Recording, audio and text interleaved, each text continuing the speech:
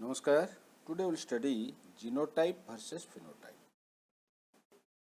So, in a diploid organism, we have a set of genes. Genes are the unit of inheritance responsible for a particular trait. Say, tallness. One character is your, suppose say T. T stands for tallness and small t stands for shortness. Then there can be different genetic composition, TT, capital T both, or capital T small t, or small t small t. So genotype is the genetic composition which is represented by a set of genes responsible for a particular trait. Suppose the color of a seed, whether it is yellow color or green color, say Y is the dominant character, that is yellow color, and small y is the recessive character, say green color, then we can represent the genotype as capital Y, capital Y, capital Y, small y, and small y, small y. That means this set of genes, it is coming from both the parents. So one from the father, one from the mother. If both father and mother are contributing the tallness, then it will be the child will have both T, both capital T. So it will be homozygous dominant character. So genotype is genetic composition, whereas the phenotype is the physical appearance. So here it will the first generation, suppose say capital T and capital T. So the child has the character genes has capital T, capital T. So he will look tall. So that is the phenotype. Say this seed is having a set of genes capital Y, capital Y. So the seed color will be yellow. So that yellow is the phenotype. So phenotype is the physical appearance or the observable characteristics of that organism. Sometimes, in addition to the genotype, the environment also contributes to the phenotype. So it's not always only genotype which contributes to the physical appearance. Sometimes it is also affected by the environment. And when we say say this phenotype is mainly coded by the dominant trait in case of a diploid organism. So in diploid organism, each of the gene is supplied by both the parents. So in that case, so capital T, the phenotype will be tall. Capital T, small t also the phenotype will be tall, because here the dominant character T, capital T is there, and that's why the person with capital T and small t will be also tall. But when there is both small t, then the person will be short height. Similarly here, capital Y is the dominant character, small y is the recessive character, and when we have one dominant and one recessive, then also the phenotype will be characterized by the coded by the dominant characters, that is capital Y. So this one will be Y phenotype, capital Y phenotype, that is yellow in color. But here both the genes carry small y. So in that case, both are recessive, so it will be green in color.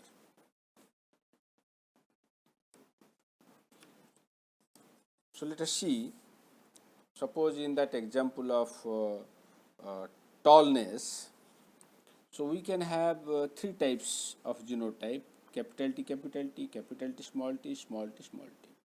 When both are same, we say it homozygous, and when both are different, we say heterozygous. So capital T, homozygous, small t, homozygous, capital T, small t, heterozygous. So capital T, this is homozygous dominant because both are dominant here. T is the dominant character, small t is the recessive character. Similarly, for small t, it is homozygous recessive. But for capital T and small t, heterozygous dominant because the phenotype will be shown by the dominant character, that is tall.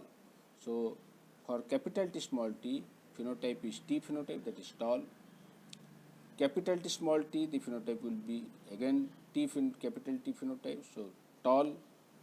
But for small t, it will be small t phenotype, that is short. Similarly, if we see the color of seed, say Y, yellow color is the dominant one and small y, green color is the recessive one. So we will have genotype capital Y, homozygous dominant, which will produce Y phenotype or yellow seeds. Capital Y, small y, heterozygous dominant, here again it will produce Y phenotype because the dominant character is capital Y. So again the seeds will be yellow. But when both are small y, so it will be small y, it is homozygous recessive. So in that case, it will be small y phenotype, that is green in color. So if you see capital Y, YY and capital Y, small y, these two are genotypically different. One is homozygous dominant and other is heterozygous dominant. But phenotypically both are same, both are yellow in color. As we said, the phenotype is coded by the dominant character, so it will be yellow in color. And if we compare these two, capital Y small y and small y, both are genotypically different. One is heterozygous dominant and other is homozygous recessive. And both are also phenotypically different because capital Y small y produces yellow color, small y produces green color. So these two both are genotypical as well as phenotypically different. Similarly, we can compare these two also, capital Y, small y, both are genotypically different and phenotypically also different. Now let us see this example where the parental strain, say, characterized by yellow seed, both are dominant characters, capital Y, and other is green seeds, both are characterized by small y and small y. So the first generation will be capital Y small y, capital Y small y, then capital Y small y, capital Y small y. So all the first generation seeds, the first generation strains, have same genotype, that is capital Y and small y, and all have the same phenotype, that is yellow in color. So let us take one first generation strain as the parental strain, and next generation or second generation, we can say the second generation strain will have now capital Y, small y, small y, capital Y, that is same capital Y, small y, then last one is small y. So we will have one dominant one, this yellow, one this is also dominant one but heterozygous, capital Y, small y, so both are also yellow, and one will be small y, that is green in color.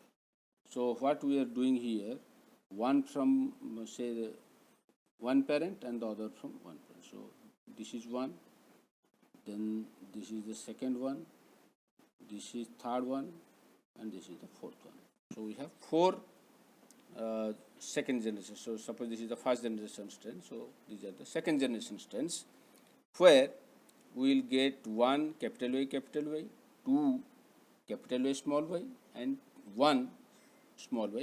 1:2:1. So genotypically we will get 1:2:1, but phenotypically we will get 3:1 because this is also yellow and this capital Y, small y also yellow in color. So if you compare now capital Y, small y, these are genotypically different but phenotypically same, yellow in color. If you compare these two, genotypically same, phenotypically also same. If you compare these two, then genotypically different, phenotypically also different. Both genotypically and phenotypically different. So I think now it is clear the difference between genotype and phenotype. Now let us see the points. So in genotype, the hereditary information of the organism is in the form of gene in the DNA, and as we discussed in a diploid organism, it will be characterized by the characters from or genes from both the parents. The characters of an organism which are visible is phenotype. And same genotype produces same phenotype, that means suppose it is YY, so it will always produce the phenotype of dominant one, so we call it as Y phenotype, so it will produce yellow color. But same phenotype may or may not belong to same genotype because say genotype if YY, it is yellow in color, and if genotype capital Y small y, this is also yellow in color. So here the phenotype is same but genotype is different. The genotype is present inside the body as genetic material as discussed in the first point, and this point is similar to the first point. Expression of genes as the external appearance which is visible. Okay. Next point, the genotype is inherited from the parent to the offspring as we discussed here. So capital Y yellow seeds, small y green seeds, the both have given here. So YY,